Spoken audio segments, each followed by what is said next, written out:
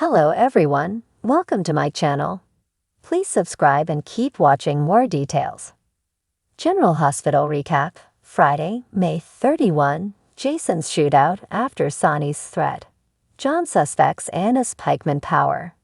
General Hospital, spoilers recap for Friday, May 31, reveals that Sonny Corinthos, Maurice Bernard, paid Jason Morgan, Steve Burton, a visit at the coffee warehouse and said he was done with Dex Heller, even Hofer.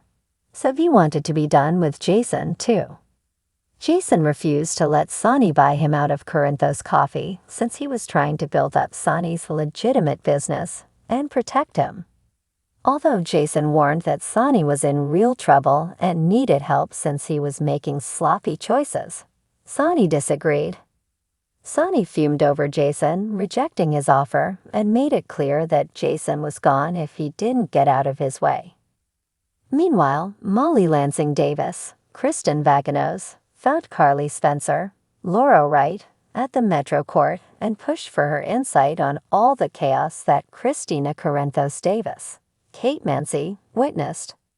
Carly spoke off the record about how crushing it'd been for Christina to see the real version of Sonny, but she felt confident that Christina and the baby would be okay.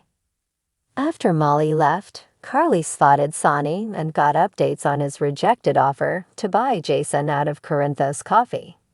Sonny said what happened next was on Jason, so Carly looked alarmed over that news. Back at the warehouse, Jason seemed suspicious of someone hiding out in there. Two gunmen eventually engaged in a shootout with Jason, who fired back with his own weapon and dodged their efforts to take him down.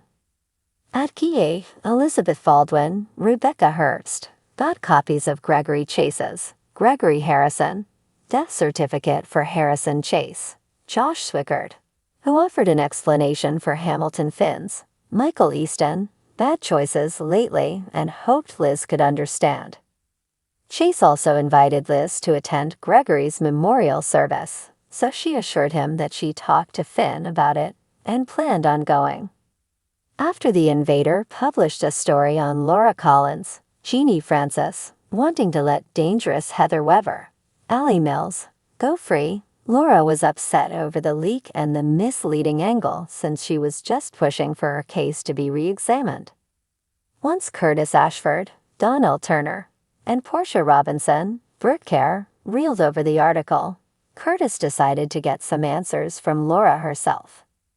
As for Portia, she found out John Jagger Cates, Adam J. Harrington, had ordered Jack Brennan's, Charles Mashore, immediate return to Pentonville, so she blocked it since he was still healing from his surgery.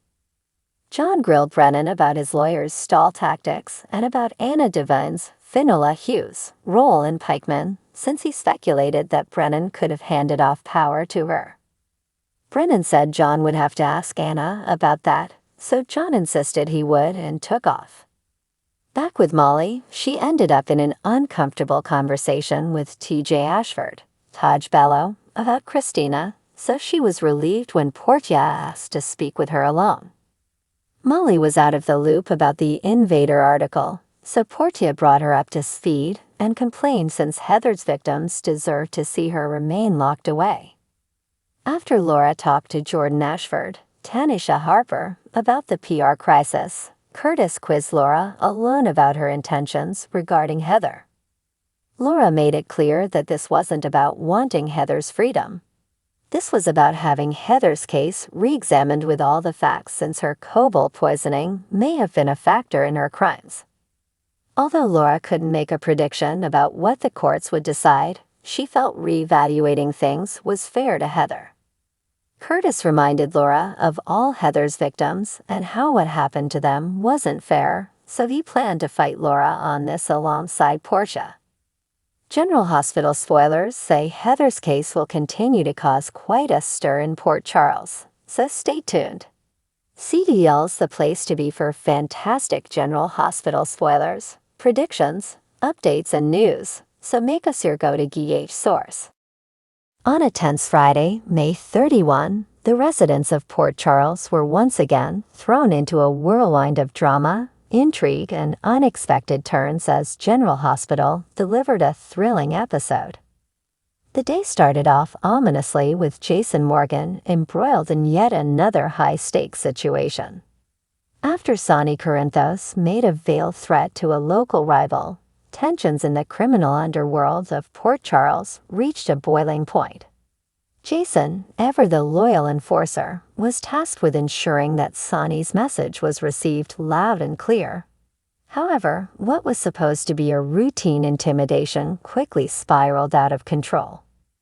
In a shadowy alley, Jason found himself face to face with a group of armed men clearly intent on making an example out of him. The crackling tension was palpable, the air thick with anticipation. Jason, ever the cool-headed professional, assessed his options quickly. A gunfight erupted, bullets flying in a chaotic symphony of violence.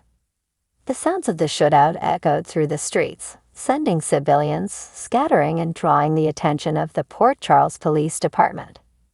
Jason, displaying his characteristic mix of skill and determination, managed to hold his own, taking out several assailants while avoiding their return fire with almost superhuman agility. Despite the dire circumstances, Jason's calm demeanor never wavered, and he eventually turned the tide of the confrontation. The few surviving attackers fled into the night, leaving Jason to survey the aftermath. Though he emerged victorious, the encounter left him with more questions than answers, particularly regarding who had orchestrated the ambush. Meanwhile, at General Hospital, Anna Devon was wrestling with her own set of complications. The mysterious pikeman group had been a thorn in her side for weeks, their motives and operations shrouded in secrecy. Her recent encounters with them had left her both intrigued and deeply concerned. The pieces of the puzzle were slowly falling into place, but the picture they were forming was more alarming than she had anticipated. Enter John, a seasoned investigator with a sharp mind and a knack for uncovering hidden truths. John had been quietly observing Anna's movements and the unfolding situation with the pikeman group. His instincts told him that Anna was on the verge of a breakthrough, but she needed a nudge in the right direction. The two crossed paths in the hospital's bustling corridors, their brief exchange laden with unspoken understanding. "Anna," John began, his tone careful yet insistent, "I've been looking into the pikeman group. There are whispers about their influence reaching far beyond what we initially suspected. I think it's time we pooled our resources." Anna, ever the consummate professional, weighed John's offer. She knew his reputation for being thorough and relentless in his pursuits. "All right, John," she replied, her expression determined, "but we do this by the book. No shortcuts." As Anna and John delved deeper into the murky waters of the pikeman group's activities, they uncovered a web of corruption and power that extended into the highest echelons of Port Charles society. Their investigation revealed that the group's influence was not just confined to the criminal underworld, but had seeped into legitimate businesses and even political circles. The implications were staggering and the danger very real. Back at the Corinthos compound, Sonny was dealing with the fallout from the earlier shootout. He knew that Jason's narrow escape meant that their enemies were becoming bolder, more desperate. Sonny's trusted advisor, Carly, voiced her concerns, her worry for Jason palpable. "Sonny, this is getting out of hand. We need to find out who's behind this and put an end to it." Sonny nodded, his expression grim. "I know, Carly. But we need to be smart about this.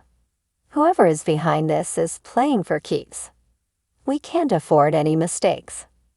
As night fell over Port Charles, the tension showed no signs of abating.